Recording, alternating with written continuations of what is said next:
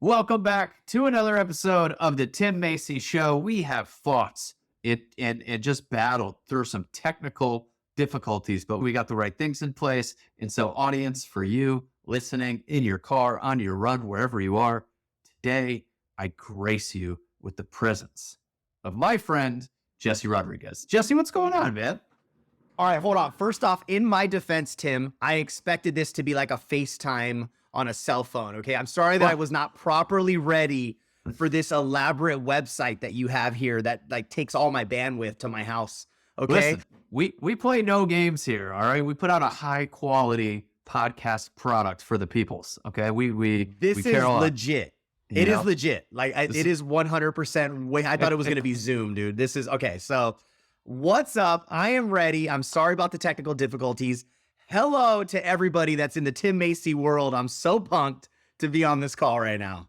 Well, Jessie, I'm glad you're here. So just for some perspective for the listeners, like I was introduced to you a couple of years ago. I knew you had a pretty big business. I knew you had a brokerage. I knew you were selling houses in different states for hedge funds and flipping houses and doing all this stuff, which is really cool. And we spent some time together, and you've taken me to Club 33, which is probably my favorite thing anybody's ever done for me. You know, we've had some great time together, but what's funny is for how much time we spent together, I don't know a lot about the interworkings of your business and like what you did in your business to get it where it was today, and like what tactics and what stuff really drive it, which is usually the thing I interrogate people about the most. And so I'll be interested to really dive deep on what you do, how you do it, so I can learn from it. And like at the same time, I don't know if people that listen to this know this, but this is my selfish thing. Like I have people on my show because I want to get the answers from them, and then hopefully the audience happens to want to get the same answers. So that's that's to kind of like set the table. I want to get as much information from you as I can about what you do and how you do it. But the first thing I want you to do to give some perspective is like, just give people an idea of what your business looks like. How long have you been in? What's it look like from your perspective? So I'll take you way back in the day. I've been licensed for 19 years now. So I started in the business when I was 21. So I'm 41, so maybe almost 20 years. So I started really, really early, brother. I started as a mortgage person. I was a loan officer from 2001 until the crash in 2007. When the crash happened, I got wiped out, completely went under, lost my house, right? Cars repoed, like the whole thing. Kind of did a rebrand of myself and decided I didn't want to go back into loans, but I loved the industry. So I said, you know what? What does any great loan officer do when they go under? They say they want to take the easy route, bro, and become a realtor. I was like, I want to go do what all these realtors are doing. I want to go to lunch and just hang out all day and swing the golf club. No, I'm just kidding. Obviously, I flipped over. I realized that I didn't want to be behind a desk anymore. And if I was going to rebuild my business, and I saw 2008 as an opportunity to rebuild it from the ground up, I said, well, what's the dream look like? Well, I want to be an agent. I want to be in my car. I want to be looking at real estate, stuff that makes me excited. And I jumped right in, man. There was no business to go around. So I started working with banks, essentially door knocking by going to conferences and cold calling. Landed a few great opportunities with big banks like Fannie Mae and Wells Fargo and Countrywide. Fast forward to a few years, from 2008 to about 2013, I sold thousands of foreclosures for the banks. And I kind of had this epiphany during those years. I realized that I do not consider myself to be a regular realtor. And what I mean about that is that I'm not the person that wants to be sitting across from a family at the kitchen table at 8 p.m. on a Friday night. Instead, I wanted to work with investors. And the definition of investor to me was from like the little person that flips one house a year to the person that buys 100 rentals a year to banks that sell thousands a year. I just realized that I wanted to be a niche agent, and I focused all my energy from 2008 till now to only work with real estate investors like banks on the sell and the disposition of their properties, to working with hedge funds to buy hundreds a year, to working with the Tim Macy's of the world that want to buy a fourplex here or there or a 20 unit. And I just realized that I speak that language of dollars and cents. Right. And I'm a very emotional person. So I don't want to say that I can't work with someone about the emotions of a beautiful house and what it's going to do for their family. But I love the idea of a lot of volume, a lot of houses per month, a reduced commission, right? Because I don't make 3%. I make a reduced commission of about 1% usually per transaction, but I'm also selling 30 a month, like closing, right? I'm doing I'm doing 100,000 in GCI per month in a lot of volume. And it's just been this like 20 years later, I'm going, how the heck am I still doing this? How am I working with huge investment corporations, Fortune 500 companies that look for my services to buy houses in multiple states? And then I also flip houses and I buy rentals. And I'm constantly evolving. And as the market's changing for the last 20 years, I can say is what I've been doing. So one thing I love is that you cracked into working with these hedge funds and big banks and stuff as they were going through the foreclosure stuff, and that gave you a ton of business. I think that's something that like a lot of people would be interested in, and they would say, Jesse, okay, give me the phone number to call. Let me just call the person so I could get these listings. Like they're just like, oh, who do I call to go get that? And I don't know what you did, but I know it's not that easy. I know there's a lot of work that comes into it. And so for people who want to get into that, give me a little perspective on the work that you had to put in to be able to get those thousands of listings. Look, it is a lot of work, but so is taking $1 million listing, right? So is taking it's taking $100,000 listing. Exactly. I just decided that where's my strength, right? Yep. And it was talking the language of real estate investing. I'm very knowledgeable in that. I also realized that I didn't want to work weekends. Yeah. So I kind of got pushed into this, well, what's my dream client look like? And if you've ever worked for a brokerage or a team leader that says, start with your dream client and then work backwards to what you want to work with and how your schedule should look. And mine was like, well, I want to work with a banker. I want to work 9 to 5 months. Yeah. I want to work 9 to 5 Monday through Friday. And I want every holiday off. Yeah. And that was kind of the joke. And then I started working with a bank. Yeah. And I said, holy geez, these are their hours. Like Martin Luther King holiday, cool. I'm taking it off. They're taking it off. I don't have to stress. Yeah. And we all know that when you have a regular client, like it doesn't matter if there's a holiday, if Christmas is here or New Year's is here. If there's a close of escrow date that lands in between Christmas and New Year's, like we're stressed out. We got to close that escrow. We got to make sure our client gets in before the holiday. And I kind of built out like what my dream client would look like. And I worked backwards and I found that client in banks. Now, is it easy to get with the bank? No, it's probably one of the hardest things in the world. They don't need thousands of agents. They need a couple good agents per area, per market. But there's thousands of agents that want that business. Yes. And I'm not going to say I'm better than 1,000 agents. I think I caught it with some really good timing because I started working with them when they entered the marketplace. A lot of the hedge funds that were buying properties, this was back in 2011, when they were the idea was just forming of, hey, I want to buy single family homes as rentals. But I want to throw this caveat out there. It's not just timing. It's not just luck. I just happened to work with this one small group that was local to my network in my area, my city, that then evolved and became this giant.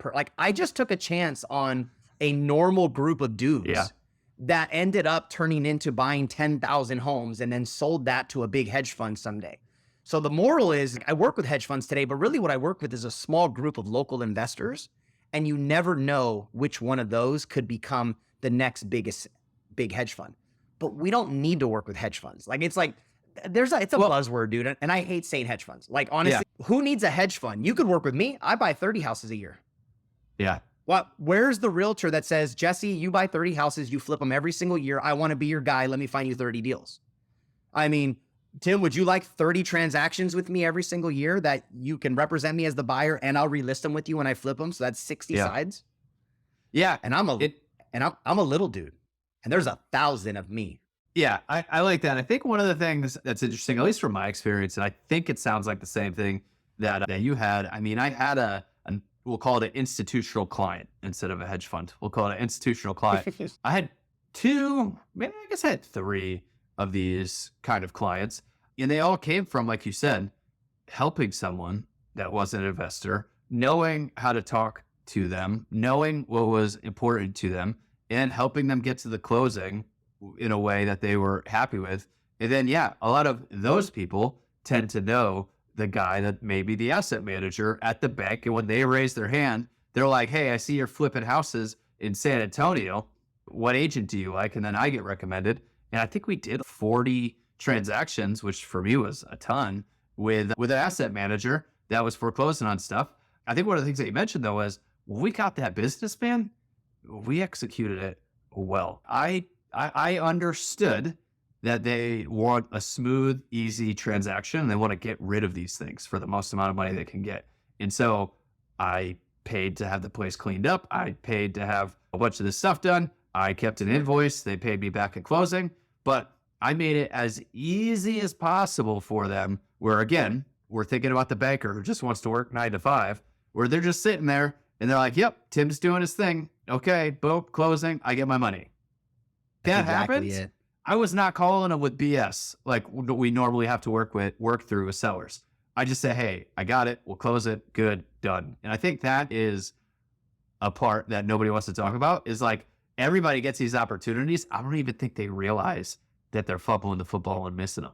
Dude, Tim, you just hit something that nobody talks about. I sell now in 5 states, and I'm a California agent. And the reason I sell in multiple states for this one client is for what exactly you said. They give a listing to an agent and the keys in the lockbox don't work. And you know what the agent does? It calls the client, calls the asset manager and says, the key doesn't work. Send out your locksmith and let me know when the keys are in there so I can go back to take my photos. Yeah.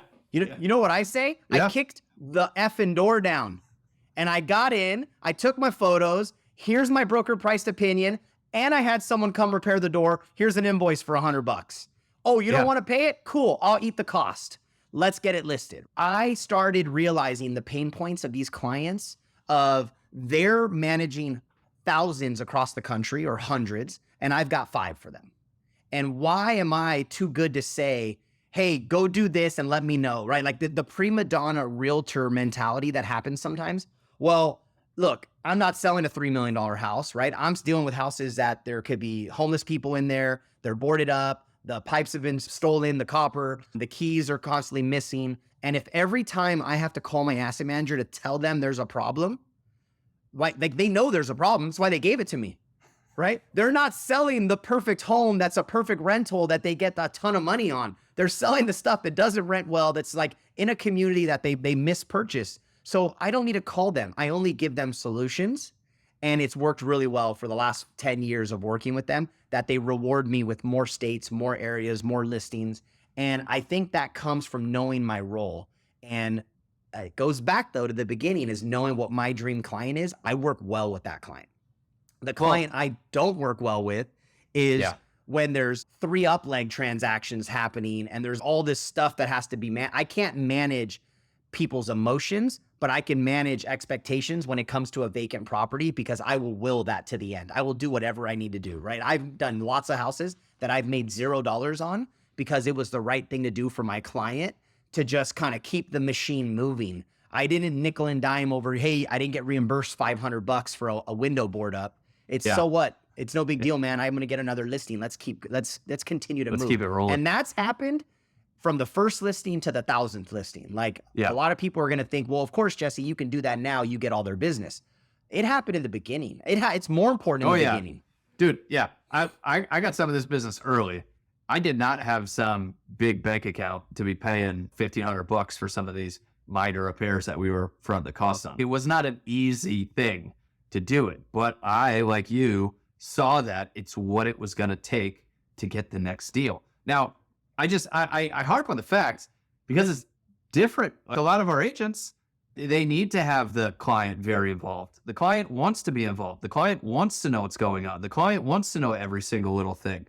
And so it's important to know who you're working with. And I think what you're getting at is a lot of people fail on working with investors and working with some of these bigger opportunities because of the fact they don't have the ability to flip that switch to realize they need to work with this person differently than they work with their regular clients. Because I know, like, I've got clients that want to be involved. They want this hand glove service. They want to be updated on every little thing, and they will pay more for what they feel like is this white glove service. Totally. That's not what these people are looking for. They're looking for, hey, here's a house. How low can you list it? How cheap can you make it for me?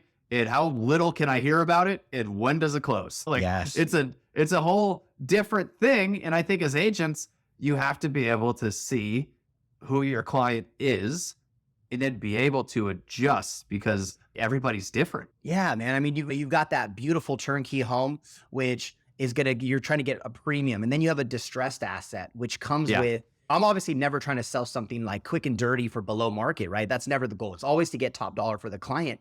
But there's a headache level to the longer we own that, the more vandalism. Yep.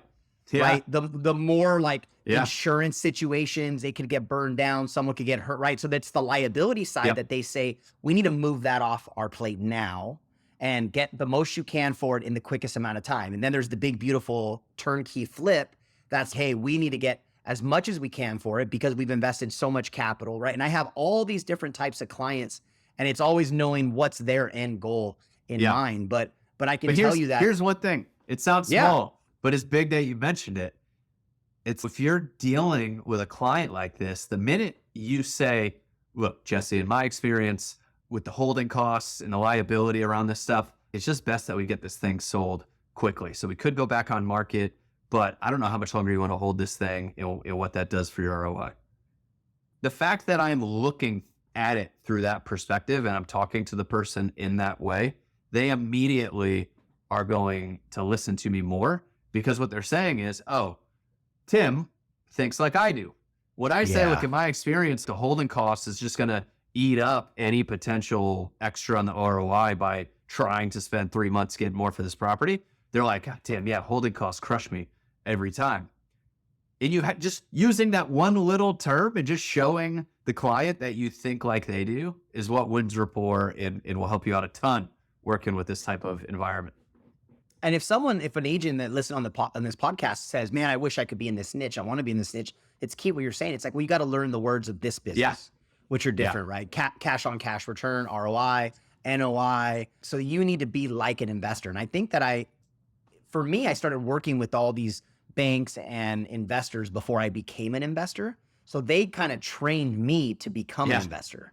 So which was kind of cool. But for a lot of agents, they might own their own rental property already, or they just have to keep that hat on when they're trying to go after more people like that to realize what are their pain points, right? What would make their life easier, when it comes to selling an asset. And when I do talk about real estate now as like assets, it's not a home, it's an asset to me, even if it's a single family or a condo, because I work with investors and that's how they think of it. So I want to be on the same page that I'm always looking at that property for what it really is to them, which is just an asset.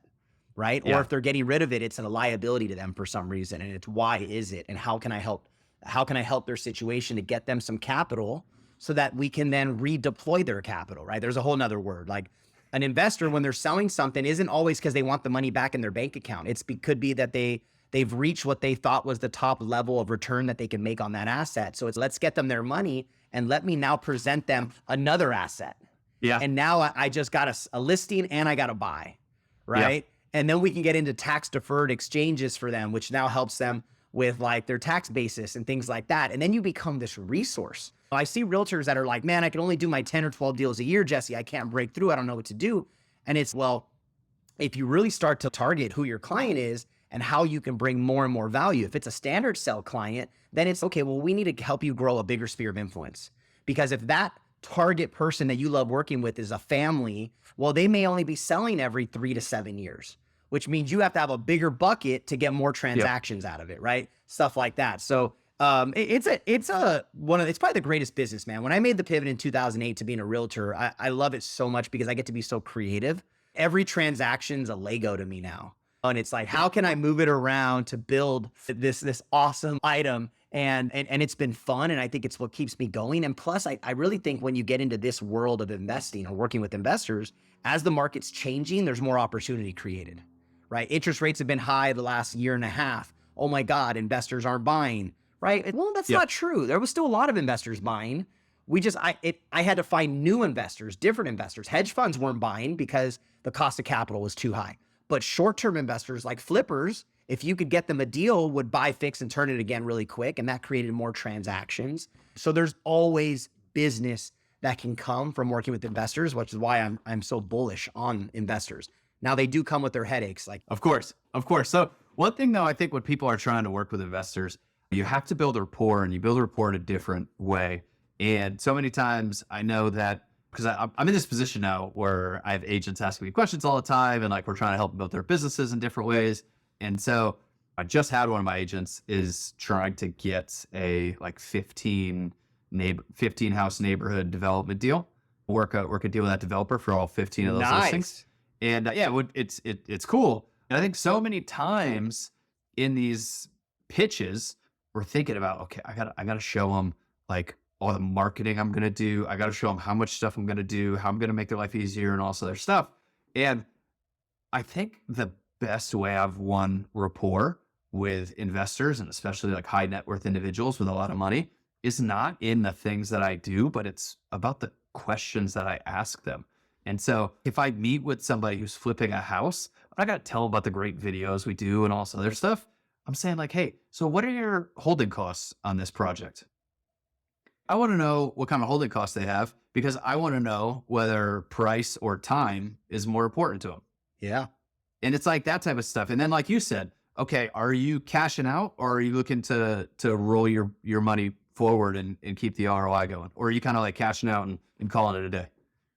The quality of the questions you ask is what actually builds the rapport, not the things that you tell people. 100%. And what's key, I think, in everything you just said there was an agent wants to lead with, let me tell you about my marketing. Let me tell you about my social media. Let me tell you about my flyer and my video. But what we forget sometimes, right, is that's our bare minimum requirement as a realtor. Like I walk in the room the same way. I'm like, of course you're going to get an amazing video. Of course you're going to get phenomenal marketing. Of course I'm going to put ad spend behind it. Of course. Now let's get right down what's really important to you though, which is when this transaction happens, because it's going to happen, Tim, in 30 to 45 or 60 days, we're going to get this sold. What's the next deal look like for you? How can I help you with the next transaction? Is there something specific you want to see in this one? Tim, we're right close to the end of the year, assuming it was a month ago, right? Now I'd be talking with you. Do you want to close this in December? Should we push it out to January so you can defer the taxes on that, maybe another year? Are we going to be doing it? I start hitting them with so many questions that's beyond being a realtor that I've realized is, no, I'm a financial investment advisor for them that wants to know on how I can help continue them grow their portfolio through more transactions, more acquisitions, or even reduce the portfolio and the headache through dispositions. And when I made that mental shift 10 years ago, it was like lights out. You could put me in a room with anyone. You could own 7,000 homes and I will walk in there and I will look you dead square in your eye and tell you that I am the best person that for you to ever list a home with, right? That there is no one better, no large firm, because they're not going to take the care that I'm going to, but also have the financial knowledge behind it that can create a pro forma for you to kind of pencil it out so that you can know what it's going to look like. You get me fired up. I love it. I love it. When I hear agents say that they're only doing 5 deals or 10 deals, I'm like, why? What the hell, man? Go find that client that's going to be 10 deals a year just from that one person. From the one, man, and take care of them and grow a relationship and pick their brain. Yeah. And look, if you're an agent and you're trying to figure out where to start, I like starting at really just understanding a 1031 exchange, like a tactical thing. And the reason why I think it's so important to understand the 1031 exchange is that there's so many people that own rental properties, right? I think older landlords who are done being landlords are a great lead source, and they have a portfolio of properties. And if you're going to go approach somebody like that, you need to be able to talk with some level of proficiency about a 1031 exchange, because that right there will at least set you apart from the normal real estate agent when you have a proficiency there and you're like, oh, it seems like they have some sort of investment niche here if he knows about 1031 and tax deferring and like swap till you drop. And I tell people like, oh, so would you do a 1031 here? And then if they say yes, then I'm usually like, are you going to plan on just kind of swap until you drop and building a big trust or estate to hand that on to your heirs? Or at some point, are you going to cash out and get hit with all the depreciation, but call it a day? And like, again, what? And they're like, what? Yeah. So there's one of two camps. They're either like, okay, this guy knows his shit and I don't. And so I'm building rapport that way. Or they know exactly what I just said. And they're like, oh, okay, this guy knows his stuff. And that's the type of thing that builds way more trust with that client, because they think you're an agent that understands their goals, not just as someone who's going to sell their house. Like you understand their goals. And that's the big difference, in my opinion. And Tim, I want to transition this, if we don't mind, to Of course. It's your show, man. It's the Jessie Rodriguez show. Thank you for That's being it. on it, Tim. That's But it's this concept that I'm so passionate about, and so are you, about realtor to investor. Yeah. How we can help our agents become investors themselves. And I think it's such an easy transition if you work with investors, so you understand the language. Then all of a sudden your eyes are now open to opportunities that you didn't even know were there, right? Yeah. Because your brain's thinking differently. And you get to take this opportunity finally to say, hey, maybe I should buy that one for myself. Let me buy my, right? And that's what comes with all this foundational work about learning how to work with investors and learning the language of the business of investors, is then you see opportunity. Hey man, there's this sweet little duplex right here in Columbus that I was going to call Tim to buy because he loves everything in Columbus, right? Instead go, you know what? I've got 50 grand saved. I'm going to buy that one myself. Yeah. And all of a sudden the rat race of being a realtor for 30, 40, 50 years and not having anything to show for it at the end changes. And I think that's my purpose of like why I love investing. Like a mentor did it to me that taught me investing, and it's helped my family. Now I share it with my agents at Cal American, right? Everybody. I think I've got like a 95% success rate of investors in my group. And now through like things like this with this show and my social media, I'm trying to get more realtors to understand that if you work in this business for 10, 20, 30 years and you do not own any real estate at the end, you did not fulfill your purpose. Right? Yeah. So it's helped me do that, Tim. We got to get more people, more realtors to buy, invest in real estate for themselves. And one of the things is I've been a part of a lot of transactions where people have lost money in their real estate investing. I built this reputation as a guy who helped out and was a good agent for investors. But a lot of times I get the call to list the property that somebody else had sold them where they were going to lose a bunch of money, or some guy bought the property and then he didn't pull the right permits and the city hit him and all this different stuff. But what's great about working with investors as a gateway to investing yourself is how much you learn through the process. When I went to do my first flip, I was far more equipped to do my first flip because I had kind of been a part of so many of these deals. And you got to pay to go to college. You get a college education in real estate investing by working for investors that you actually get paid to do. Totally. And so yeah, go work with investors if you want to invest yourself, because you're going to learn a ton with every one of these deals. And then by the time you go to do your own flip or buy a rental or something else, you're going to be way more equipped, because we don't talk enough about people who lose money in real estate, because plenty of people lose money trying to invest in real estate. And so using this as an opportunity to learn is just, to me, one of the most underrated things we have in the industry. Yeah. I mean, I probably was part of 100 flips before I ever flipped my own house. Like I was the agent finding them for investors, right? I would help them source the rehab crews. I would relist. So I was doing all aspects, except for I wasn't partaking in any of the profits. I was just doing a service, but it gave me that confidence that when a deal came, then I said, man, this is a smoking deal. And then I call my investor friend and I said, hey, Richard, I got this one property. I think I want to do it myself. And you're working with the right investor when they say you should do that one yourself, buddy. Like that's a good one. That's you can't lose on that one. Like I would love it, but I'm more excited to see you do it, because with real investors that care about you just the way you care about them, they want us all to grow together, right? It's no fun if we're just sourcing deals. And I've seen that in most of the investors I've ever worked with. Like the good ones are always very abundant minded and want to see you win and want to see you build a business. The only ones that haven't been are the ones that don't make a lot of money and aren't very successful in that. So they're not abundant minded. But any great investor in that I've ever worked with has always been excited for me to find my own deal. And so that's definitely a trait. But there's another thing you mentioned that I'd like to hit on too, which is if you have an investor in town, they're not going to work with you, right? If you got some guy that's a successful house flipper and you're like, hey, I want to list all your stuff, he definitely has another relationship. He already has something in place. And the thing that I don't think, again, people talk about enough is you have to bring them deals.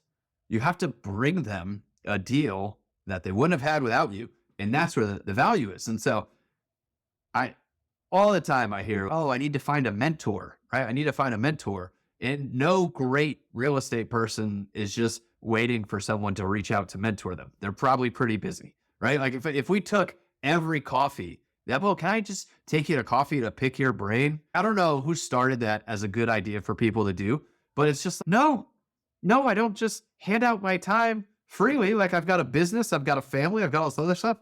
But let me tell you something. If you bring me a good deal, I'm in. I'll teach you everything I know. I'll let you walk right along it. The whole deal, right? If you find a deal, you'll find a mentor. So if you really want to get in the game, you got to find deals, right? I think that's one of the biggest ways to get in. It's just find deals. That is the truth. And it's okay. Well, someone might say, well, I don't know how to find you a deal if I don't have a mentor to teach me the way. So I would say go on social media, go to real estate investor network meetings, right? In those kinds of social groups, they talk about how to do acquisitions, how to find deals, go hire a coach, things like that. You do have to, you're right. Like the idea of let me buy you a $4 cup of coffee and take 2 hours of your time is as much as you and I probably would love to do it with as many people as we could, we just can't.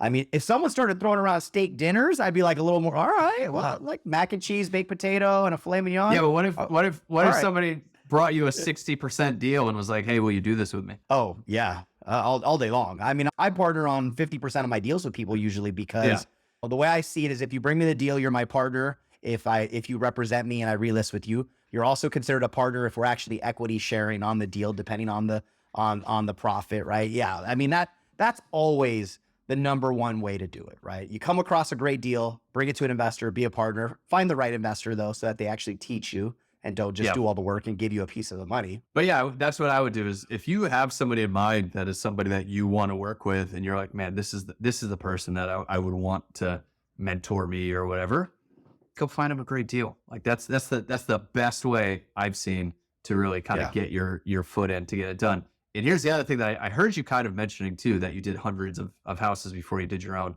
It's easy to look at these deals that you don't do and say, oh man, I should have kept that one for myself. Oh, I should have kept that one for myself. But the fact that I waited until I really knew what I was doing, like I probably actually saved a lot of money. Because if I had taken a shot at doing that first deal I found without asking for help, I probably would have not been as far along. Tim, so I made money on my first flip and I did pretty good and I made a ton of mistakes, even though I worked with other investors for 100 deals plus. On my second flip, I barely broke even. It's gonna happen, right? Didn't matter how many deals I did with other guys that all did well. And then I did one good one by myself. The next one, I botched it. Like my comps were wrong. My rehab was off. The contractor didn't show up. That's just part of it, man. And if that were to happen on my very first deal ever, I'd be out of the business. Yeah, well, thank you. Yeah. It's so important to learn and get that education. I mean, you said it. You got to pay for a college education, helping other people, working for them, doing, getting a split off it. That is that education. You're actually making money while learning. I like it. So let's dig into what I do think the most important part of all this stuff is, especially for people that really want to get started in investing, is the acquisition side. You always hear you make your money when you buy and all that fun stuff, but it's so true. And for me, like I've been able to find some good deals and do really well. But what's your favorite thing on the acquisition side? Like where do most of your deals come from? So dude, all my deals come from the MLS or realtors. All right. So tell me about that. 100%. I don't do direct mail. I don't cold call. I do not do direct to seller relationships at all. Yep. I realized a long time ago, I'm not good at the follow-up. So for years, I was spending money on direct mail, $5,000, $10,000 a month. I would have one day where I'm on it and I'm returning phone calls and I'm following up and I'd pop a deal or two. And then the next 3 months I would get busy and I wouldn't call anybody back. And all of a sudden, those marketing dollars went to waste. So I realized what I enjoy is I enjoy people. I enjoy realtors. I enjoy just networking and relationships. So I started putting all my effort into just getting to know a lot of agents, letting everybody know that I'm an investor and bring me a deal. And in exchange for that, you can relist it. You can earn a commission because I find that realtors are the best marketers. So they can get the deal. We check the MLS every single day. I also learned that realtors, even though are the best marketers, they're also not the best in knowing what's a deal. So we check the MLS And I say, man, that's priced really well. Then I call the realtor and I kind of explain to them like, hey, have you had a lot of calls today from people saying they're a cash buyer and they want you to represent them? And they're like, actually, I have. I said, well, it's because you priced that about 150,000 under its future value. And then I just try to like actually teach them. Yeah. I then tell them who I am, right? Why am I the best candidate? Because they're going to have 50 different investors that want to work with them. So I give them kind of my resume, a little 5-second version of that. And then I just say why it's going to benefit their client if they sell it to me. I said, my price is not going to be the highest, but I'll perform. I'll make their life easy. I won't go into the middle of the escrow and retrade the asset asking for a lower price. And I just and then that's just my numbers game. That's what I do every single day. And what happened is you start doing this, and I'm 10 years in now flipping, is those first couple years that I did that very hard has now compounded to where I don't do it at all anymore. Yeah. Well, now they're calling you before it hits the market. Exactly. I don't work the MLS anymore because I don't need to, because now people know, hey, Jesse's a buyer, right? So if we're talking to somebody that has no deals, then you need to go right now on the MLS and you need to start finding houses. And how do you find a deal? Easiest way to do it is a keyword search.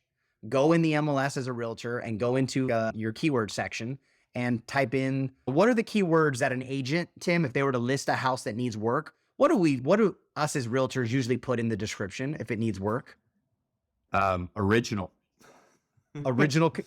condition. How about needs work? Needs work. Yeah. Fixer upper. Yeah. Fixer upper, TLC, handyman special, right? There's all these like stupid code words that somebody taught us and we're like, oh, this is really going to sell the house. Fixer upper, right? So I go in and I just go fixer upper, comma, TLC, comma, and it searches for all these keywords. I hit search and boom, 25 homes will come up or whatever number. And then I comp just those ones, because you can't just look at the MLS in your city and comp every house. So now I've narrowed it down to a quick low hanging fruit. And of those 25, there might be 3 that actually are priced accurate, that the comps make sense. And then I call those agents and then I put them and then I follow up with them a week later. Right. And it's like those little things. You start to do that activity every single day, you'll see results 90 days later, where you'll start to see those deals go into escrow with someone else. Then they fall out and then you can actually acquire them for your own investor. Man, when I was really in it, when I first got my license, I'd make 10 offers a day on stuff that was on MLS. I had an investor I was working for, and I knew if we got a deal, he would buy it. And so I'd shoot 10 lowball offers in a day, and one of them would hit me back with a counter or something. Was it like 10 offers a day, every single day? I ended up doing, I think, 22 deals with that guy in one of my first years in real estate.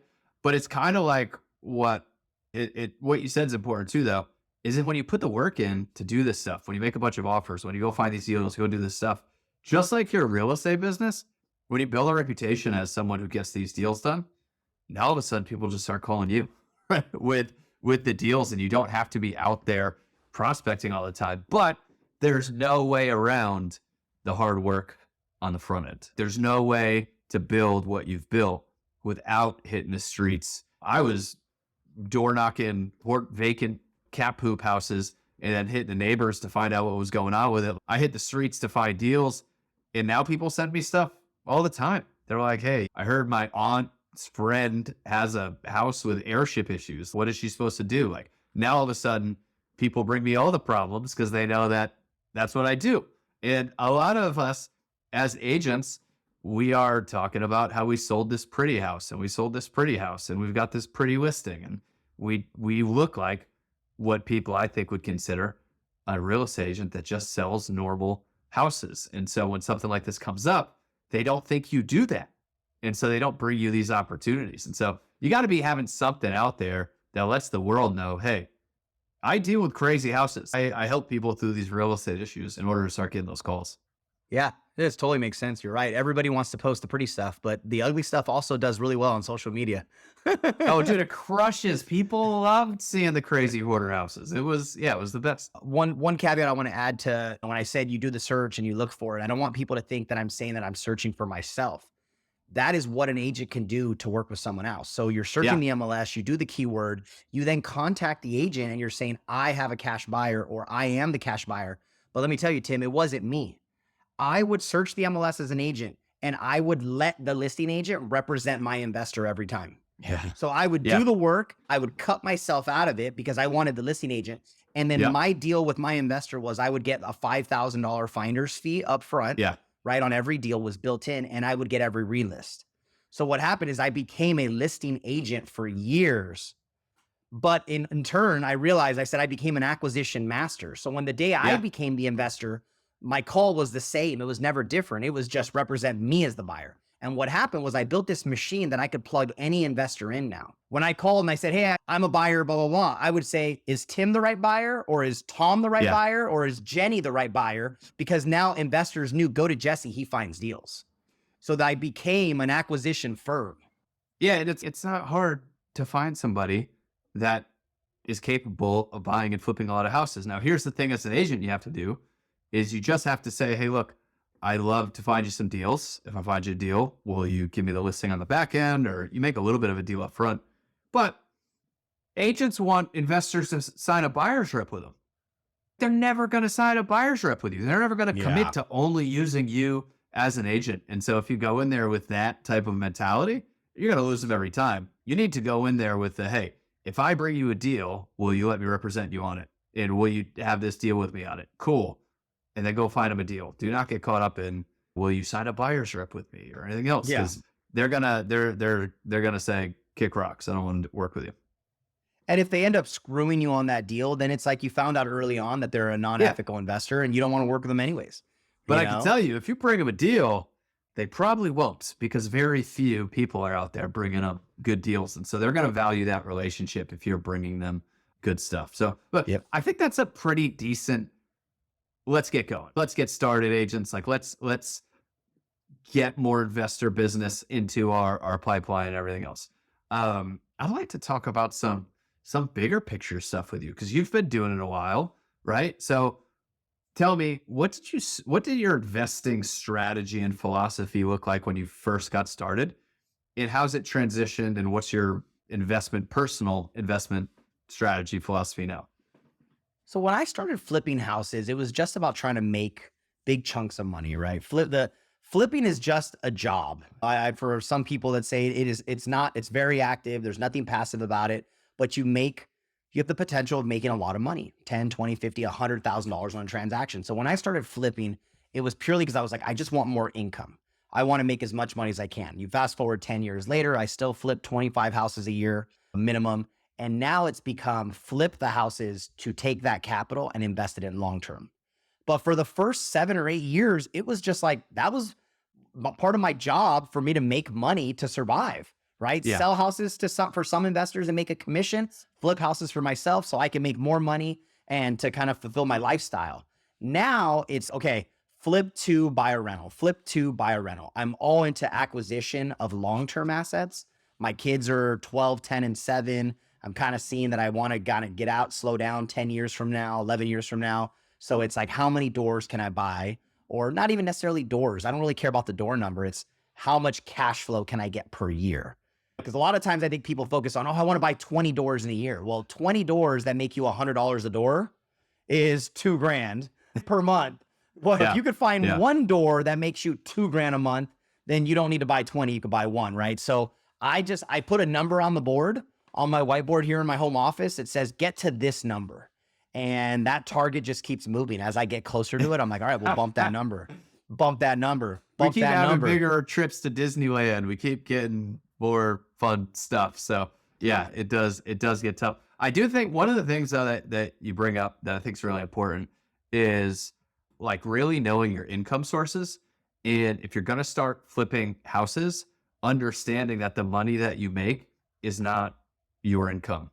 And if you are really going to build a investment business, your flipping business, maybe it pays you a salary, right? Maybe it pays you a salary, but you cannot say, oh, I just made 30 grand on a flip and now I'm going to go buy a car for 30 grand. Because then it's going to suck your business dry. Because like you said, you may break even on the next one. Now all of a sudden the lights aren't on. So like the sooner you can run it, like a business, it'd be taking these profits and rolling it into a bigger investment and a bigger investment and a bigger investment. Like that to me is the thing. I know guys that are flipping houses doing pretty well, but never moving up in their net worth, never really building the wealth because as they made more money on flips, they raised their standard of living and they spent more money. And it's like you have to pay yourself a salary and live on that and let the rest of the money sit in the business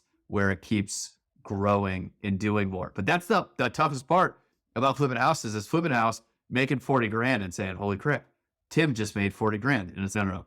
Tim did not make 40 grand. The LLC made 40 grand. Tim's getting a paycheck. Different. Yeah.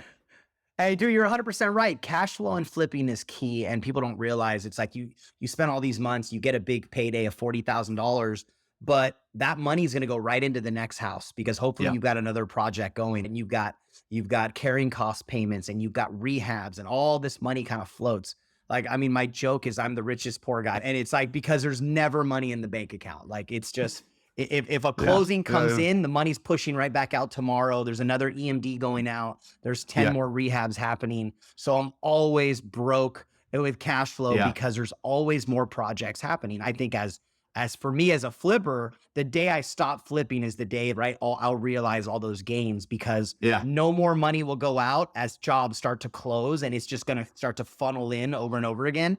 But it is putting yourself on a salary is probably one of the best things that could be said because flipping is so hard. The pops are so big and you don't have them that often that people then go through this emotion of I deserve this money and I'm going to go do something with it now. And they don't realize the pain that they put their business into when they do that, because now all of a sudden they didn't realize they were going to need that access to that capital again 2 months from now, because the flip they were working on didn't close on time. So that money didn't come in. And there's this cycle, which is why, Tim, I will never just be a flipper. See, for years, people have said, why don't you stop being a realtor and just invest in your flipping and double or triple your flipping business? I'm a realtor first. My job is an agent. Flipping is my side hustle that just happens to be bigger than most people's flipping business, right? Yeah. But it is always my secondary thing. I am a realtor first. I sell houses first. I pay my bills off that. Flipping produces extra income in the great years, and it allows me to reinvest that into long-term properties like fourplexes and 5 units and things like that, or nicer vacations or whatever I want to do with it. But you never stop being a realtor to be an investor, in my opinion.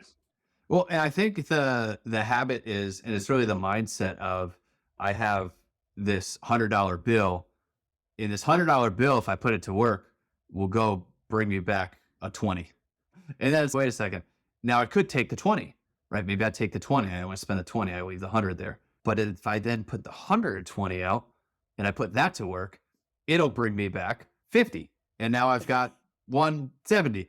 And really falling in love with taking as little as possible and really just letting your money throw off more money and then reinvesting it and then having that hit and reinvesting it and having that hit and reinvesting it. And then all of a sudden you turn around, you're like, holy shit, I'm kind of a millionaire. How did that happen? And it happened because you didn't take the money and go buy the sneakers, which I have a tough time with. I like to buy the sneakers. But the more you can get in love with the delayed gratification and watching it grow, the better. Like I track my net worth every single month now. I actually do it today on the 15th of the month when RevShare hits. And I do it every month because I have to fall in love with watching that grow more than I love spending my money and buying dumb stuff. But everybody wants to be an investor, but the idea of not spending money is not always attractive. It's all about budgets, man. It's all about a budget. That's it, man. That's it. All right. So what are you investing? Is it mostly, what's your long-term stuff look like? So single families, small multifamily, 4 units, 5 units, 8 units, nothing large. I invest only in California. But you'll have people that say invest out of state. I think you should invest where you feel comfortable. If you can go out of state and you've got a great resource and you know what you're doing there, then do it. For me, I feel like I'm in California. I know the market. I have the capital to pay the high purchase prices that they are here. The rents are the highest, and I feel really secure in it. So I would rather buy a 4-plex in Southern California than probably a 10-plex somewhere else in the United States. So I prefer California real estate, and I think the rents are going to be here forever because we have Disneyland. That's right. No, I think that's man, that's super interesting because yeah, so many people are like, oh, the cash flow in Toledo, Ohio is way better. Go and buy rental properties in Memphis, and it cash flow may be better, but at the end of the day, so much money on rentals is in the equity. I think everybody likes to talk about the $300 a month they make in cash flow, and then the AC goes out and it wipes out 2 years of profit, and your property in Memphis appreciated at 4% or something, where California you were at 18% or so. So I think too many times people get wrapped into simple ways of looking at things. But I agree. I think I'm not going to be able to buy a deal for 80% of its value in Memphis. I'm just not. I don't live there. I'm not hitting the streets. I'm not in the market. When the thing pops up, I don't know it well enough. I don't have an unfair advantage investing in Memphis. I have an unfair advantage investing in San Antonio. And so I like to invest and play in places where I feel like I have an unfair advantage. And for me, I like, as much as people, they say that investing in real estate's passive and you can hire a property manager and you never need to see it. Part of this for me is I enjoy seeing it. That's a big, I enjoy driving down the street and being like, man, I own that. Like, to my kids, like, hey, I bought that 5 years ago. Can you believe that, buddy? And get a little bit of that dad proud moment with your kids. And it's not, I don't get to say I own 5,000 units like some people get to say when they own in the Midwest. I'll take my 30 here and drive by them. Someday I'm going to be the one fixing the toilets, dude, like my dad used to do. Like, it's just, everybody should invest to their personality. And I think there's too much noise in every industry where there's a guru telling you how to do it. And I'm not a fan of that. I feel like I want to guide you into a best practice that works for me, but there's 100 people that have done it differently than me that are all equally as successful. So it's find the one that you're going to do that you're not going to quit on. That's all I care about. Yeah, it's about not fun, because like you said, you can't put out that this is the right answer. It's, hey, could this be the right answer for you? And so if you listen to this podcast, like, you may take one or two things from it that make sense for you, but there's no way you're just going to follow exactly the Jessie Rodriguez business plan, because you're not Jessie Rodriguez, right? You're not him. I know for me, you talked about passive. I have a little bit of passive income, and I consider it truly passive because I just give people my money to go invest it in an apartment complex, and I don't do anything. I'm not involved in the management at all. Like, I'm totally disconnected, and the return comes in. That's passive. But everything on the other side of the spectrum has some level of work to it. Rental properties are not passive. Revenue share is not passive. I put a ton of work every week into that money coming in. Flipping houses, even with your house flipping system that you bought from the guru online, still not passive. Rental properties as a property manager, not passive. Like, you still are in the mix. Owner financing, a little bit more passive, but you still may have to foreclose on somebody. You're still going to deal with that stuff. So everything has some level of work to it. And so you really have to figure out what you're willing to do. And no, like Jessie said, nothing is 100% passive. Like, they're just not. So I think we're at about time here. What got people listening? What would be the one thing you'd want to leave them with to maybe really give them that good nudge to take some action on some of the stuff that we talked about today? Well, so my message is going to be for realtors to become investors. And to do that is just take the first step. And if the first step means working with an investor and you are their agent so that you learn the process, or if you're a little more advanced and a risk taker and you want to go right into buying your first duplex or single family or condo or flipping a house, it was very hard doing what I've done the last 10 years of becoming an investor, but I can tell you that it was so worth it. It was not always easy. I made a lot of mistakes. I didn't always make money, but I can tell you that I'm in a better place today, 10 years later, than I was when I started. And if I could get any agent to just please believe me and try to buy some real estate and keep it. How can we help people buy and sell every day if we don't help ourselves buy? And that's the biggest thing, is follow Tim Macy and go buy real estate. I love it. All right. So, speaking of that, best place for people to connect with you. At Jessie Rodriguez on Instagram. It's the spelling of my name, at Jessie Rodriguez. You can get some tips on flipping and some funny content from me as I'm pissed off about flipping. I love it, man. Well, listen, we appreciate you coming on. I appreciate the friendship. I'm grateful that you're in my life. And yeah, man, everybody, we'll see you on the next one. Likewise, brother. Thank you for having me. I really appreciate it. Everybody reach out to me on Instagram. I reply to my DMs, so hit me up. All right. Chat soon. Later, brother.